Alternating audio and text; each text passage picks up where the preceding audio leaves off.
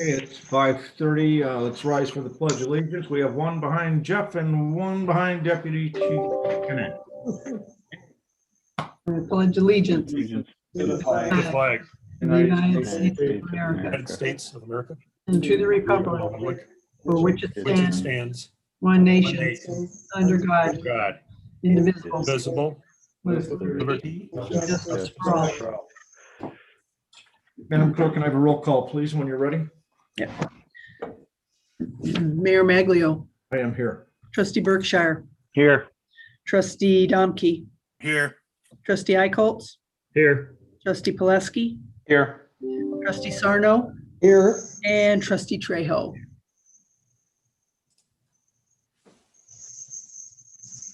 Zeros. Okay. All Okay, right. you have a quorum. All right. Thank you. Okay, I need a motion to accept this evening's presentation of the agenda. I'll move. And I'll need a second. Madam Clerk, can I have a roll call, please? Trustee Domke, Aye. trustee Eichholz, Aye. trustee Sarno, aye. trustee Pulaski, Aye. trustee Berkshire, Yes. And please make notation that Trustee Trejo is with us now. okay. All righty, and then moving right along. Do we have any village board public comments this evening, Madam Clerk? We do. All right. You have one? Would you be so kind? One comment from Mary Rice. Mhm.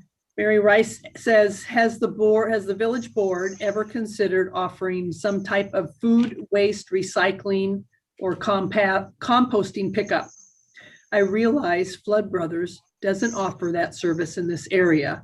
However, is there another way it could be offered? If food waste were removed from the garbage stream, the frequency of garbage pickup could be reduced and replaced with food waste pickup for composting. If Flood Brothers would provide the service, their contract would need to be renegotiated, but the number of pickups would remain the same, each removing different material. From Flood Brothers website, according to the EPA, food scraps and yard waste currently make up to 20 to 30% of landfills, where it takes up space and creates harmful methane emissions. And again, like you, Flood Brothers Disposal Service wants to manage the footprint we leave on our environment, helping to provide clean air and land for our children. Recycling not only conserves our natural resources, it helps to sustain our environment, reduce the need for landfilling and incineration, saves energy, and prevents pollution. Our state-of-the-art recycling facility consists of two 18,000 square foot facilities with over 200 employees, and we're actively venturing into new technologies such as vermicomposting. As experts in recycling, we're happy to work with your home or business to provide the best and most efficient service, and even customized recycling programs. We specialize in creating customized recycling service plans for commercial and industrial, office complex, high-rise, residential, curbside, multifamily unit, and construction needs, so we can all pitch in to a cleaner tomorrow, end quote. It seems like a good opportunity to explore. Thank you. Ryan, not to put you on the spot, but being the liaison between us and Flood Brothers, anything you can comment on that for us? Yeah, so I've been in contact with our operations manager, municipal reference from Flood, Michael Flood.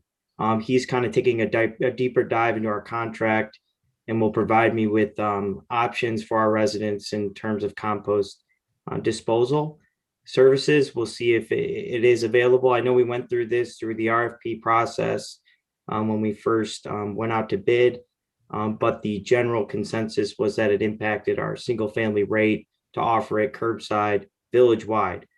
So like I said, he's going to get in contact with me, provide me the options, and then I can message this resident directly and let her know what options would be available from Flood Brothers or to all residents in the future, if so decided. And also if there's any private parties that may provide that services outside of our current contract. Well, thank you for being proactive on that. And if you would let the board know your findings, and then we can move from there. Yes, sir. All righty. Anything else, Madam Clerk?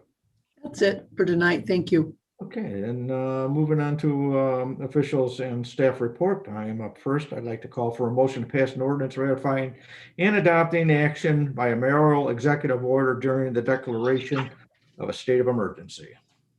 So moved. Second. Okay, any discussion? Seeing none, Madam Clerk, can I have a roll call, please? Trustee Trejo, Aye. trustee Domke, Aye. trustee Eichholz, Aye. trustee Sarno, Aye. trustee Berkshire, Yes. and trustee Poleski. Aye. Our motion is carried. Okay, moving along, the village trustees consider a recommendation from the Finance Planning Committee regarding the proposed COVID-19 relief program. Who is going to do the presentation on that for us? Bruce, Lee, Jeff? We'll defer to trustees first. We can certainly chime in after that. I could Go ahead, kick Lee. it off. Go ahead. So Bruce and I met to kind of kick around some ideas for a potential relief package for businesses and liquor license holders as of March 1st, 2020. So obviously one of the big, at least things that I brought up in the past is that at the end of the day, when you get a business license, you're getting licensed from the village or from the government to do business. And, due to the pandemic, it was ordered for businesses to shut down. So we figured that we roughly just estimated about a quarter of the year, they got their business sort of taken away, if you will, or told to stop operating. So we wanted to give business owners who were had a business license as of March 1st, 2020, a 25% credit when they renew this year on their business license. And then secondarily, for liquor license holders, we would apply the same 25% reduction. So you could see in the packet that in total, it's about $43,255 in relief for business owners. The second, I guess I'll stop there to see if there's any questions or comments on that program.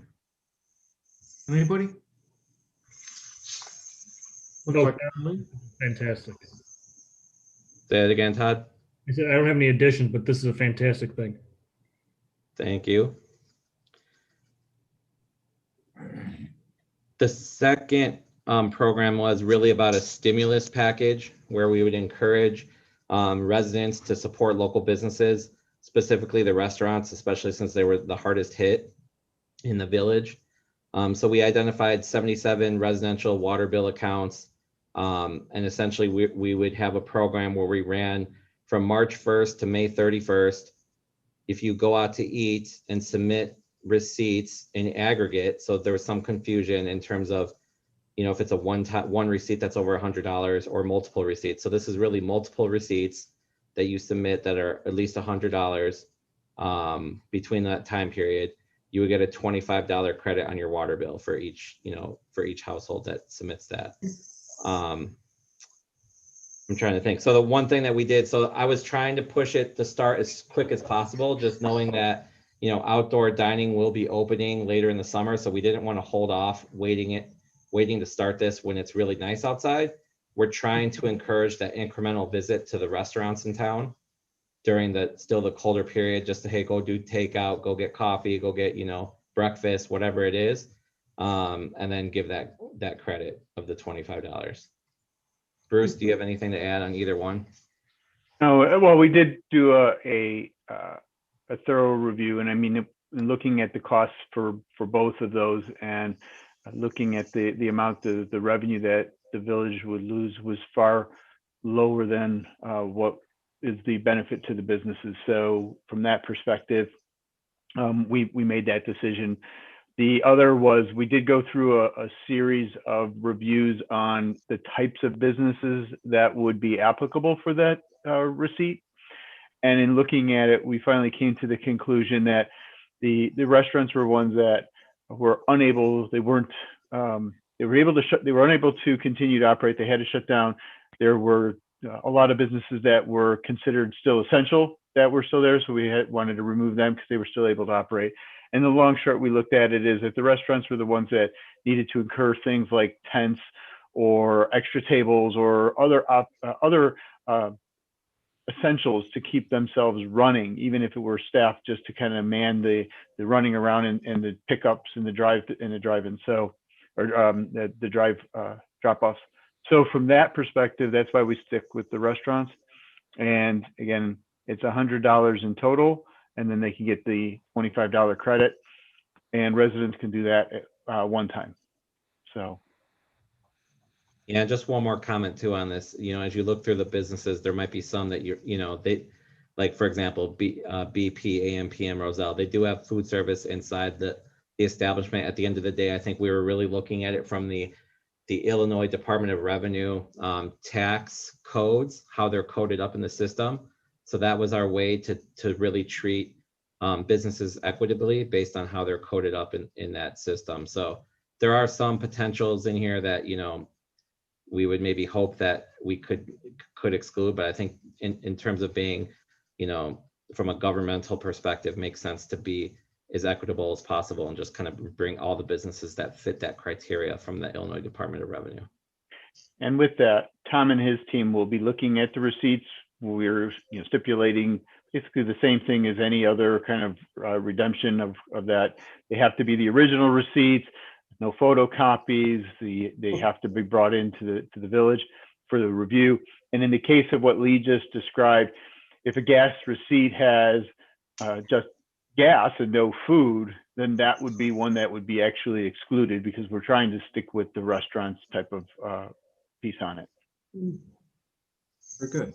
Questions, Mr. Donkey? Yeah, first I would like to, thank the finance subcommittee for doing this.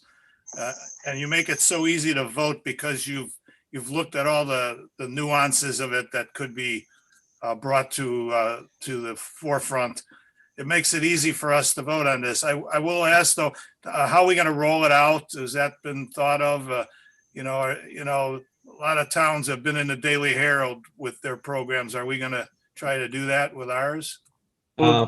I think we could probably talk, we have the Trey from the Daily Herald could probably write an article about it. We were also talking about putting a note on the March 15th water bill for residents to see from that perspective. Obviously, we also have Roselle Reporter, e-news, and Facebook. So we have ways to get around. And quite frankly, this would be something you would want to take to the Chamber of Commerce, make sure that all the restaurants on their Facebook page advertise it, whether it's on their Facebook, whether it's, in the restaurant when they're dining, to let people know if they're residents of Roselle to, get that submission. David? So I like the way we structure this. I know a lot of other communities did direct vouchers, but I like that this is being controlled internally and we're crediting instead of giving money and transacting it across the board. So I like the cleanliness of it. Just two questions. If you're a renter and you don't pay the water bill directly, that water bill is under your landlord, is there any way for them to participate in that? Or are they essentially just a part of the population that would be excluded from the benefits of it? We did look at that, David, and it was just starting to become too much of a concern of who owned and who got the water bill. And then what would happen is the owner of that apartment complex, do they get multiple then because they have multiple residents using it? So we pretty much excluded those folks. It really boils down to, the single family residents who, pay, as I think that Tom, the best way we described it was the individual who receives the water bill and gets an actual water bill will be the one that would be able to receive it. So they have to have both the receipts and a water bill to get the credit. And that's how we distinguished it. No, I think that makes complete sense. I just wanted to understand that aspect of it. I guess one thing that at some point, I think I would just like to see us maybe revisit is there anything we can do for residents in general? I know this is very business focused and that's good. We need to support them. I wonder if there's anything we can offer residents down the road as sort of a way to help them that might be hurting. The only thing I would maybe like to see, but I'm going to still vote for it either way, is for people who might not be able to afford the $100 over the 3-month time period. And I think that's a nice wide range, but for those that can't, it would be nice. I mean, we're just trying to help businesses out. So if we could even do like a $50 level and a $100 level, kind of like how you might see promotions tiered, where if you spend X amount, you get X% off. If you spend a little bit more, you get more off. I think that'd just be maybe something to add to it, just to make it a little bit more inclusive, so that way everyone can participate in it. But otherwise, I think this is hitting everything that we wanted to accomplish. So thank you. Anybody else? I will say that I would defer that second part, David, to Tom and his team, because I want to see what kind of extra work that would incur on their end to kind of, if someone comes in with $50 and then comes back with another $50, oh, now I've got my $100, right? Is it when they come in, it's no matter what, you get stamped and that's it. You don't come back with another 50. So I would defer to staff to look that over. I don't see a concern with it, but I think it would be something we'd have to just see on the manpower it's going to take to manage that. Yeah, I think that's fair. And I agree. I think something where if we were to expand it like that, when you submit it, you submitted it. That's it. There's no revisions after the fact. So that'd be my intent. Lee, I had you next and then Todd.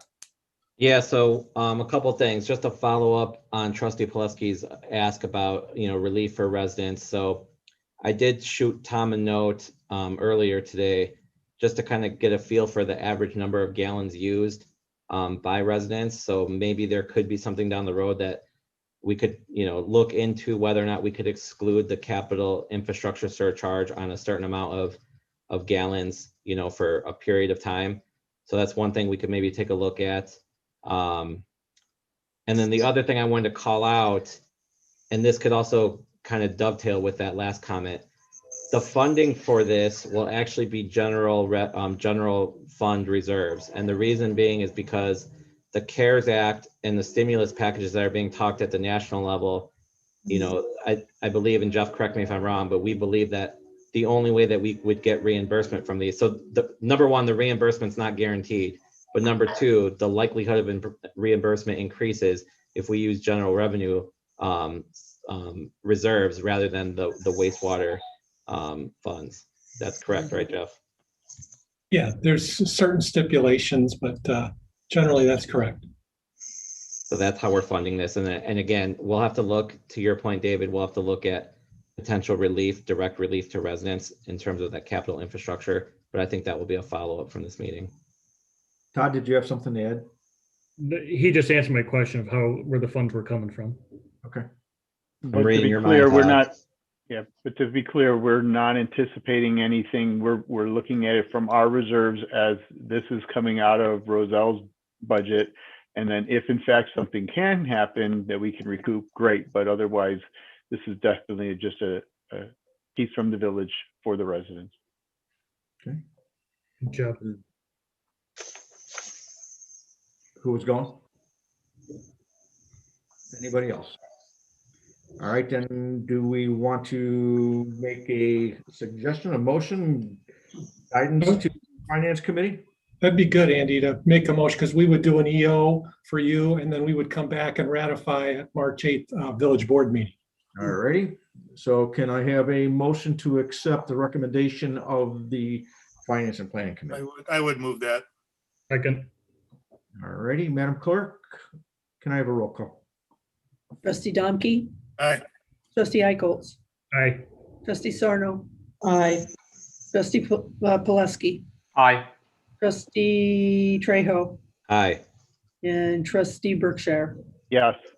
Our motion is carried. Gentlemen, thank you for your extra time and efforts in this project. No problem, Mr. Mayor. Actually, Mr. Mayor, if I just, before, I'd also want to just thank all staff for their help, because they helped pull all these numbers together to allow for us to do that review. So appreciate all the time and effort, gentlemen. Absolutely couldn't do it without the outstanding staff. I deeply appreciate that. Okay, let's move on to our consent agenda. All items on the consent agenda are considered to be routine procedural. We still have staff reports. I'm sorry, Madam Clerk, you are right. Madam Clerk. Thank you. Just wanted to let you know that we are starting our meetings for Cocoa Crawl 2021, having a positive outlook that we're going to get there this year. But we're just starting our planning meetings with some of our local business owners to kind of get everybody sharing ideas and whatnot. If there's any interest from anybody on the board to participate, please shoot me an email and I'll add you to the meeting invites. Thank you. All right. Village attorney. Village attorney, I have one item there, and that is agenda item 9A. Section 5 of the ordinance, first line, the word "to" is spelled incorrectly. That's it. Okay, we can have that corrected. Village administrator. No report, Andy. All right. Chamber of Congress liaison. Yeah, Mr. Mayor, they're going to resume the business after hours in person at Rosario's this Wednesday, 5:30 to 7:30. Other than that, they're basically just hanging around, wondering if we're going to have a parade and a taste. But we're getting back somewhat back to basics with the business after hours. So all's invited. All right. Thank you, Mr. Domke. Treasurer's report. Thomas. Thank you, Mr. Mayor. Good evening and happy new fiscal year. The first month of the new fiscal year is always a good opportunity to show the cyclical nature of the village's revenue streams. 1 month equals 8.3% of the year, but for January, the village received just 5% of its revenues. Property tax, which is the largest revenue source for the general fund, is received throughout the year, but we really see spikes in May and June, and then August, September, when the property tax bills are due. Page 2 of the report displays budget versus actual results for select revenues. We can attempt to predict the monthly receipt of certain revenues based on the past several years of data. This chart shows how close or far off we are based on what really occurs. Sales tax is down compared to budget, but that, of course, is a function of the pandemic. Video gaming tax is down due to the closure of video gaming in the month of November. I think it was about mid-November that it shut down again. And then cable franchise tax is down due to the timing of the receipt of payment from Comcast and AT&T. Pardon me. On page 2 and 3, we present the top 10 eating establishments and the video gaming revenue by source. Those top 10 usually don't change too much. A couple of them flip-flop a little bit, but those are our general top 10. On page 4, the expenditures are 6.4% of the budget. And while personnel services are in line with where they should be so far, finance has not recorded the IT user charge yet for the month of January. And then one large DUCOM bill for police services has not been paid yet. So that's why it's about 6.4% or just under what we should be. Overtime costs in public works was high in January, of course, due to the snowstorms. And as Karen pointed out today, that's where we saw 21.9 inches of snowfall for the month. And it seemed as if much of it took place over the weekends. On page 6 is an overview of the general fund departments versus 2020, pardon me. And again, some of the differences lie in the IT user charge and that DUCOM bill and police. Water sewer operating fund is presented on pages 6 and 7. Water usage was 13.3% higher compared to the prior year. However, there were 4 extra billing days due to the New Year's holiday and the fact that the weekend fell right after that. And we didn't get out to read until I think the 5th or the 6th of the month. Residential usage is higher, of course, likely due to the continuing pandemic as children learn from home and the adults work from home. General fund and water sewer operating fund balances, fund balance sheets, pardon me, and income statements follow the report, along with a listing of the village's investments. Page 17, I display the sales tax, which was 7.3% lower than last year. Again, if you would ask me in March or told me in March and April that we'd be looking at those figures, I would have been surprised. We thought it'd be a lot lower. Seeing it only 7.3% is fantastic. Income tax on page 18, 15.9% higher than last year. Local use tax on page 19, 23.1% higher. And then, of course, video gaming was down due to the shutdown in mid-November. Telecom tax continues its slide, down 12.3% for the year. And eating establishment tax down 22.5% for the month and only 17.5% for the year. And then following all that, the income statements for the remaining funds follow. And if anybody has any questions, I'd be happy to answer them.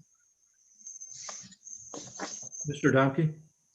I want to tell you, I never thought about the water usage being higher because people were at home. So thank you. That was like a mystery that was solved.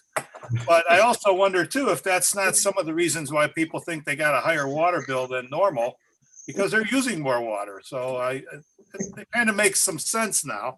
If you look at that chart, especially over the last 8 months, you see the government segment is down every month, and that's where the schools are. So you see the schools are way down in their usage. Businesses went down in the beginning, industrial, commercial, but they've come back up. But residential continues to be high, and I agree. I think a lot of people don't realize that they're home all day. Yeah. So they normally would be using the bathroom or at work when they're not at home, and there's just more opportunity. And with the weather change, December, a humidifier starts running, and man, that thing it starts as soon as you've run the heat for a while, you start to use that humidifier a lot more. I heard my sump pump running a lot. I turned down my setting a little bit for that reason alone. And one other question now, I could have probably asked this on a text, but is our local government distribution fund threatened now? Are they saying they're going to cut back 10% again? That's what was proposed by the governor in his State of the State address, or at least his initial budget address last week, I believe. He mentioned that a 10% cut in the LGDF to the villages again. So that's we just got back. Now we're at 100%. We went from 10% to 5% to now the full. We're at 100%, and now it's threatened again to go back to 10%. Was that approved in his budget? Was that what? Nothing yet. Nothing yet. That's just that's the starting point for negotiations. One of those, we don't have it, so we'll take it from you. Yes, that would be exactly it. Yes. I'm not so sure he's a negotiator at this present time. Anybody have any questions? Other questions for Tom? Well, Thomas, again, thank you for your report. Thank you, sir. I can move on to the consent agenda now, correct? All right. All items on the consent agenda are considered to be routine, procedural, informational, self-explanatory, or non-controversial in nature, and will be enacted in one motion. There will be no discussion on these items. If I can ask our village attorney to give us a summary of the consent agenda. Thank you, Mr. Mayor. On tonight's consent agenda, we have approval of the village board minutes of February 8th, 2021, authorizing payment to Alexander Chemical Corporation for water treatment chemicals in an amount not to exceed $53,000. Waiver of the village's competitive bid process to authorize the purchase of water meters from Badger Meter in an amount not to exceed $80,000. The approval of the third partial payment in the amount of $434,530.80. Bottom oxidation ditch aerator replacement project.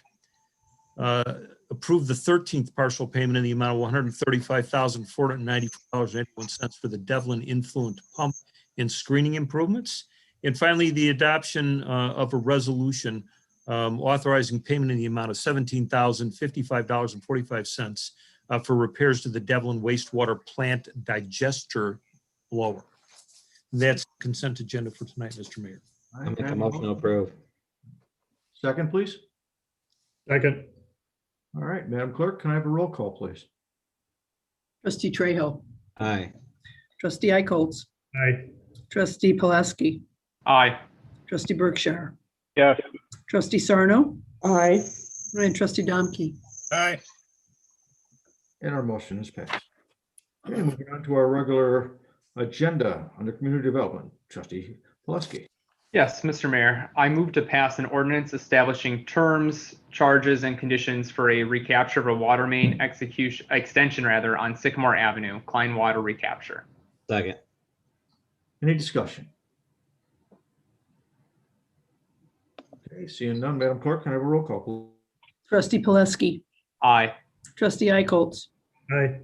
trustee Sarno, Aye. trustee Domke, Aye. trustee Trejo, Aye. Trustee Berkshire. Yes. Our motion is carried. All right, Mr. Mayor, I move to pass an ordinance amending the Village of Roselle Code of Ordinances for the purpose of updating building permit fees. Second. Any discussion? Seeing none, Madam Clerk, can I have a roll call, please? Trustee Poleski, Aye. trustee Trejo, Aye. trustee Domke, Aye. trustee Icolts, Aye. trustee Berkshire, Yes. trustee Sarno. Aye. Our motion is carried. Anything else under community development? That is all tonight. Under administration, trustee Sarno. Thank you, Mr. Mayor. Provide direction to staff on authorizing Microsystems, Inc. to provide additional document scanning in an amount not to exceed $27,000. I'll send it over to Jason. Thank you.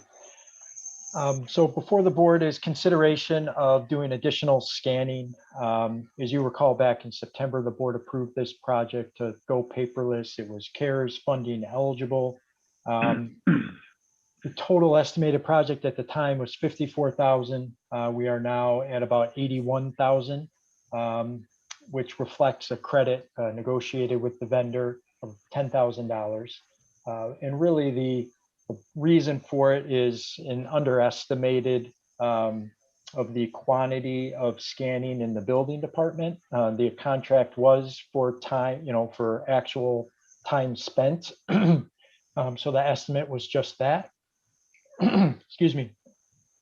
Ultimately, they anticipated 172,000 scans. It ended up being 283,000 scans.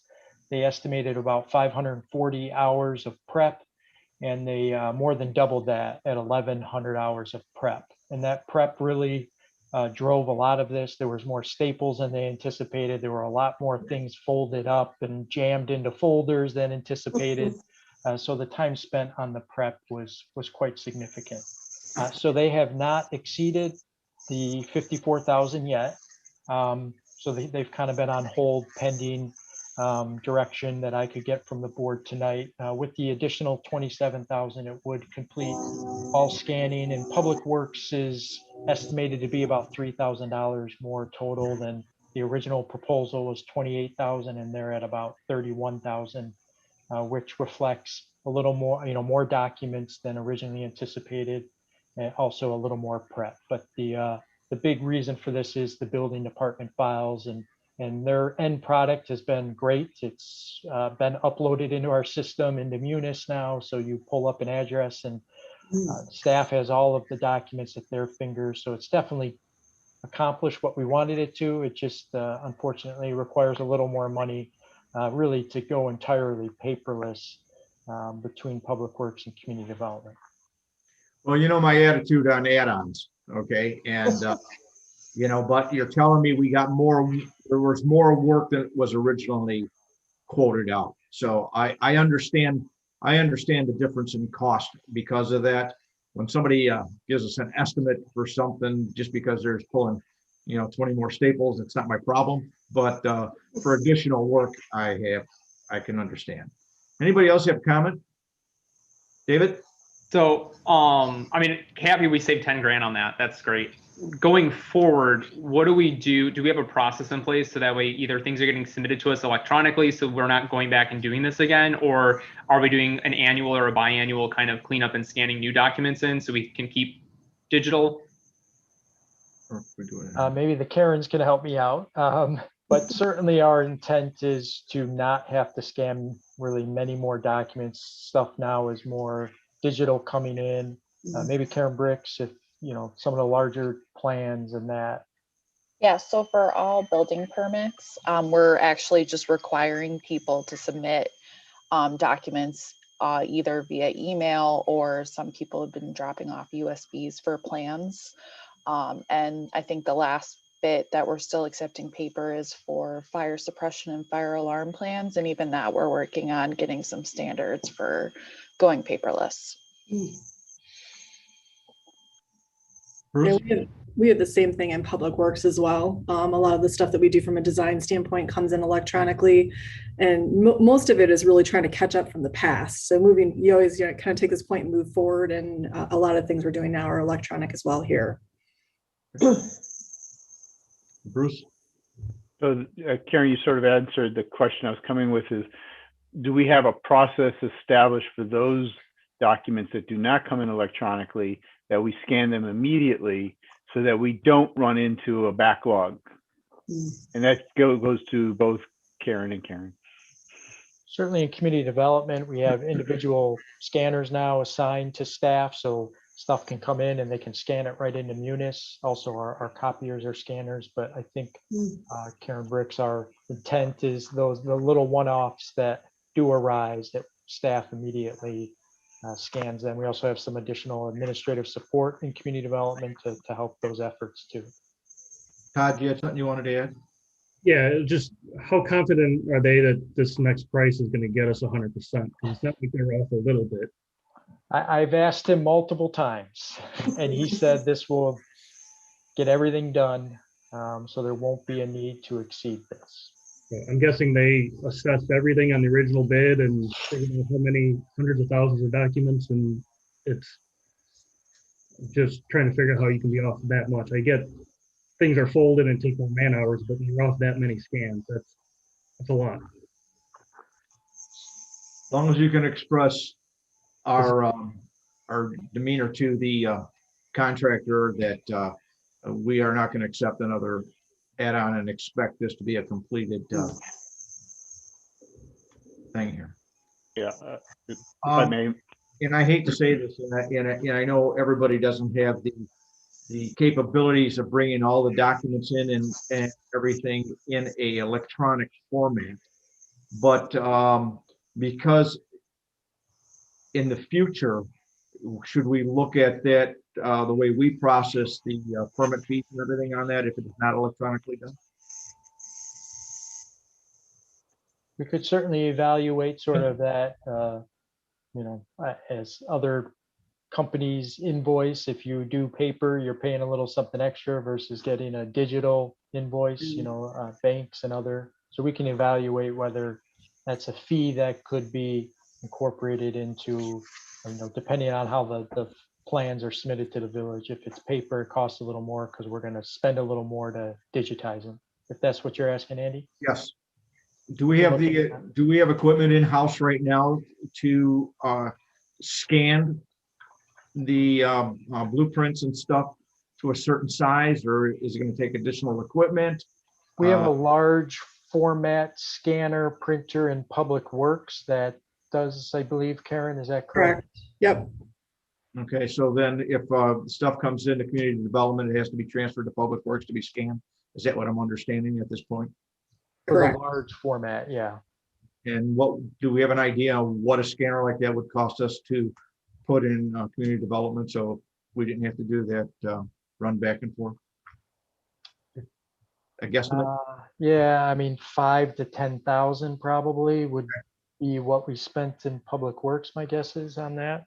We can run back and forth an awful lot of times for that. I was going to ask the question of how many do we have and how many times does it take to? Yeah, we can run back and forth an awful lot of times for that. Yeah. I did have one comment, Mr. Mayor, and that was, Jason, when you were talking with the vendor, I get it, but I'm assuming that they've opened all the files, all the drawers, looked at everything at this point. I mean, I know you keep going back and they're saying yes. Yep. And what I'm hearing from everyone else, this is the last number, but I'm assuming they have done that, right? Yeah, there's not a mix. Yep. And have they walked that through with the folks that need, like Karen and Karen Young and company, so they know what they are saying? This is the file cabinet, so there's no mystery file cabinet that all of a sudden shows up in the back room someplace that we have to account for. So they at least walk through the scope now with somebody? Correct. Okay. They walk through for sure. They have all the building department files now at this point, I believe, too. Okay, great. Okay. Then we have that. I'm sorry, Todd, go ahead. Did they not originally have access to all the files to give us a proper quote? No, they took them in batches just because the volume was so great. But now that they took the final sort of wave, I think, a while ago. So I think this quote is going to be pretty accurate. Okay. I'll make a recommendation to move forward for the next $27,000 to complete the project. I would agree. Have to. Yeah, I'm Can't aligned. stop now. We need a roll call then. Okay, trustee Sarno, Aye. trustee Berkshire, Yes. trustee Trejo, Aye. trustee Eichholz, Abstain. trustee Poleski, Aye. and trustee Domke. Aye. Okay, that motion is carried. Anything else under administration? Trustee? Nothing else, Mr. Mayor. All right. Mr. Eccles, we have nothing under fire for you today. Thank you. Under police, Mr. Domke, we have nothing for you. Under public works, Mr. Berkshire. Thank you, Mr. Mayor. I'd like to make a motion to adopt a resolution authorizing the approval for the payment to Train for the purchase and installation of one HVAC unit at the Devlin Wastewater Treatment Facility Administration Building in the amount of $18,762. Second. Any discussion? Okay, seeing none, Madam Clerk, can I have a roll call, please? Trustee Berkshire, Yes. trustee Trejo, Aye. trustee Eichholz, Aye. trustee Poleski, Aye. trustee Sarno, Aye. trustee Domke. Aye. And our motion is carried. Then I would like to make a motion to adopt a resolution authorizing the mayor to execute change order number 6 for the Devlin Wastewater Treatment Plant influent pump and screening project between the Village of Roselle and William Brothers Construction Incorporated in the additive amount of $63,401.72 and for a contract time extension. Second. Discussion, please. Seeing none, Madam Clerk, can I have a roll call? Trustee Berkshire, Yes. trustee Trejo, Aye. trustee Poleski, Aye. trustee Sarno, Aye. and trustee Domke. Aye. Trustee Eichholz. Aye. Our motion is carried. Anything else this evening besides training? No, Mr. Mayor, other than with the passage of this, spring and summer are now on their way, because you can see by the items we're purchasing. Okay, under finance, Mr. Trejo. Thank you, Mr. Mayor. I'd like to make a motion to approve the accounts payable list for February 22nd, 2021 in the amount of $1,666,351.47. Second. Any discussion on the bills list? Okay, Madam Clerk, may I have a roll call, please? Trustee Trejo, Aye. trustee Domke, Aye. trustee Sarno, Aye. trustee Berkshire, Yes. trustee Eichholz, Aye. and trustee Poleski. Aye. And the motion's carried. I'll make a motion to pass an ordinance amending the FY 2020 budget for TIF number 3 Irving Central Fund, TIF number 4 East Irving Park Road Fund, and Water Sewer Operating Fund. Second. Okay. Discussion. Mr. Poleski. So I just had a question on the water sewer operating fund. So we're going to be transferring an additional 1.2 million from the general fund, or is it coming from the water and sewer fund? I get the what's covered by IEPA loans and what's not. I'm just trying to understand where that balance of money is coming from. Tom, put your mic on. So no, it's strictly from the water sewer operating fund to the water sewer capital projects fund. Nothing involved with the general fund. That fund is an enterprise fund, so it does not transfer money to the general or take money from the general fund. Okay, perfect. So thank you. Mhm. Anybody else? Okay, Madam Clerk, can I have a roll call, please? Trustee Trejo, Aye. trustee Eichholz, Aye. trustee Domke, Aye. trustee Berkshire, Yes. trustee Poleski, Aye. trustee Sarno. Aye.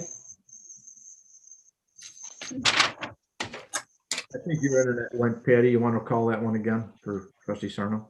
Trustee Aye. Sarno. Aye. Aye. motion is carried. Okay, anything That else? is all, Mr. Mayor. Thank you. Other business? Okay, executive session? Motion to go into?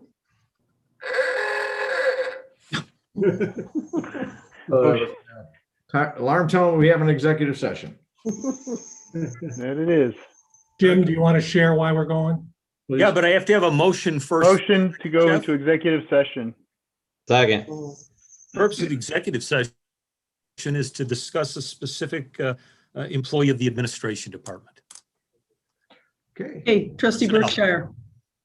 Yes. Trustee Berkshire, trustee Yes. Trejo, Aye. trustee Sarno, Aye. trustee Domke, Aye.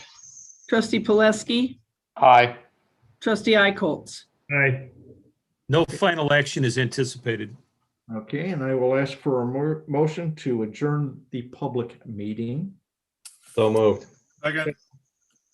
Okay. Madam Clerk, can I have a roll call again, please? Trustee Trejo, Aye. trustee Domke, Aye. trustee Poleski, Aye. trustee Icolts, Aye. trustee Berkshire, Yes. trustee Sarno. Aye.